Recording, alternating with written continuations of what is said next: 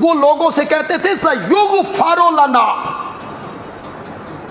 ہم بخشے بخشائے ہیں، ہم نیک لوگوں کی اولاد ہیں، بزرگوں کی اولاد ہیں، ہم بخشے، ہمیں عذاب نہیں ہوگا۔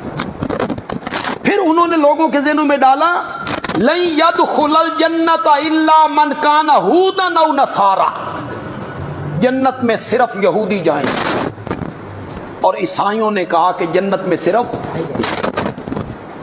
قیامت کے وہ قائل تھے، لیکن انہوں نے کئی خرابیاں پیدا کر، انہوں نے لوگوں کو باور کروایا کہ جنت میں صرف یہودیوں نے جانا ہے، جنت میں صرف عیسائیوں نے جانا ہے۔ آج ہمارے ہاں بھی یہی چیزیں ہیں، کئی لوگوں کا خیال ہوگا بھئی صرف دیوبندیاں جانا، دیوبندی ہونا بھی ایک مذہب بن گیا ہے، دیوبندی کسی مذہب کا نام تو نہیں، دیوبندی کسی مسلک کا نام تو نہیں، دیوبندی تو صرف نسبت کا نام ہے۔ علی گڑھ کے پڑے ہوئے علی کہلاتے ہیں، جامعہ ازہر کے پڑے ہوئے ازہری کہلاتے ہیں، مظاہر العلوم کے پڑے ہوئے مظاہری کہلاتے ہیں، نسبت رکھتے ہیں اپنے مادر علمی کی طرف کہ ہم فلاں مدرسے کے پڑے ہوئے ہیں۔ اور جو لوگ دیوبند کے مدارس میں پڑھتے ہیں، دیوبندی مدارس میں پڑھتے ہیں، اس نسبت سے وہ اپنے آپ کو کیا کہتے ہیں؟ ورنہ کوئی مذہب کا نام ہے۔ جنہوں نے یہ سمجھا انہوں نے غلط سمجھا۔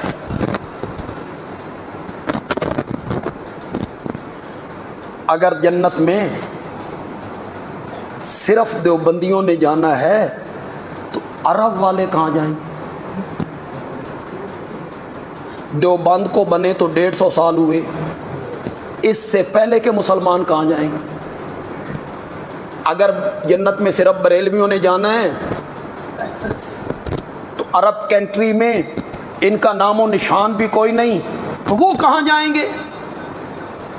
یہ جو لوگوں کو تاثر دیا جاتا ہے نا کہ فلاں ہم سچے ہیں، ہم نہیں جنت میں جانا ہے، نہیں، جنت میں اس نے جانا ہے جس کا عقیدہ توحید درست ہوگا، اس میں شرک کی آمیزش نہیں ہوگی،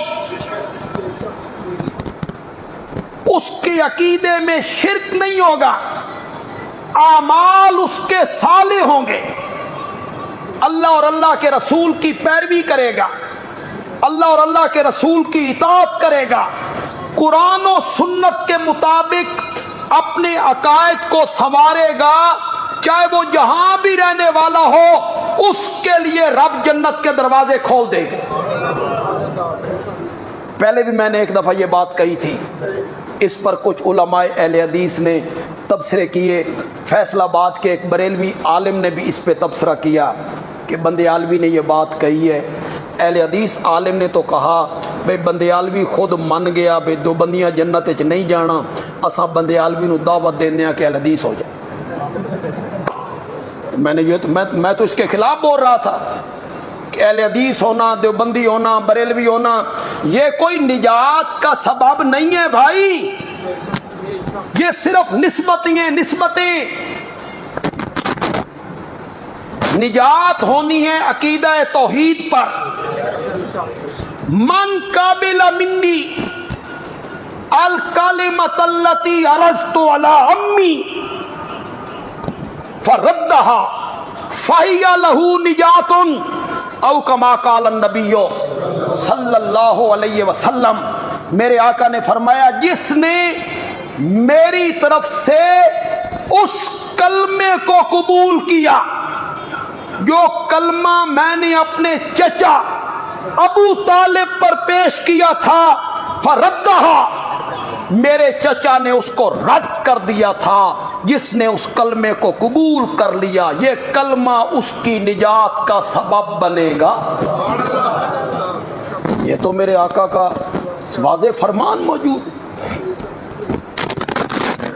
من قال لا الہ الا اللہ دخل الجنہ جس کا آخری کلام ہوگا لا الہ الا اللہ دخل الجنہ. یہ جو فرقے ہیں، فرقے تو نہیں کہنا چاہیے، نسبتیں ہیں، دیوبندی ہے، بریلوی ہے، اہل حدیث ہیں، یہ نہیں ہے کہ انہی پر نجات کا دار و مدار ہے. نجات اسی نے پانی ہے جس کا عقیدہ بھی صحیح ہوگا، جس کے اعمال بھی صحیح. یہودی کیا کہتے تھے کہ جنت میں صرف کس نے جانا ہے، اور عیسائی کیا کہتے تھے جنت میں صرف کس نے جانا ہے، عیسائی. بلکہ وہ صحابہ سے کہتے کونو ہودن او نصارا تہتدو. ہدایت پانا چاہتے ہو یہودی ہو جاؤ. یہ محمد عربی کے پیچھے چلنے میں ہدایت نہیں ہے صلی اللہ علیہ وسلم. کیسے لوگ تھے؟ کہتے ہیں عزیر اللہ کا بیٹا ہے، عیسیٰ اللہ کا بیٹا ہے. عقائد ان کے دیکھیں، اور وہ کہتے تھے ہدایت پانا چاہتے ہو تو یہودی ہو جاؤ. یہ پہلے پارے میں، پہلے پارے کا آخری رکوع آپ پڑھیں، پہلے پارے کا آخری رکوع آپ گھروں میں جا کے پڑھیں. وہ کہتے تھے کونو ہودن او نصارا تہتدو. ہدایت پانا چاہتے ہو یہودی ہو جاؤ، ہدایت پانا چاہتے ہو عیسائی ہو جاؤ. اللہ نے بھی بڑا جواب دیا، خدا دی قسم مزہ آ گیا. اللہ نے فرمایا او یہودیو او عیسائیو فَإِنْ آمَنُوا بِمِثْلِ مَا آمَنْتُمْ بِهِ فَقَدْ اهْتَدَوْا. ہدایت پانا چاہتے ہو تو ابو بکر کی طرح ایمان لے کے آؤ. آمنتم، جس طرح تم ایمان لائے ہو. صحابہ کو اللہ کہہ رہے فَإِنْ آمَنُوا بِمِثْلِ مَا آمَنْتُمْ بِهِ فَقَدْ اهْتَدَوْا. اگر وہ ہدایت پانا چاہتے ہیں، ہدایت اب یہودیت میں نہیں ہے، ہدایت عیسائیت میں نہیں ہے، ہدایت پانا چاہتے ہیں تو اس طرح ایمان لائیں جس طرح صحابہ ایمان لائے ہیں. کیوں بھائی؟ صحابہ کے ایمان کو معیار قرار دیا کہ نہیں دی؟ بولو تو صحیح یار. اور صحابہ کا ایمان ہی ڈاما ڈول ہو، ان کے ایمان کو رب نے معیار قرار کیوں دیا؟ کیوں معیار بنایا صحابہ کے ایمان کو؟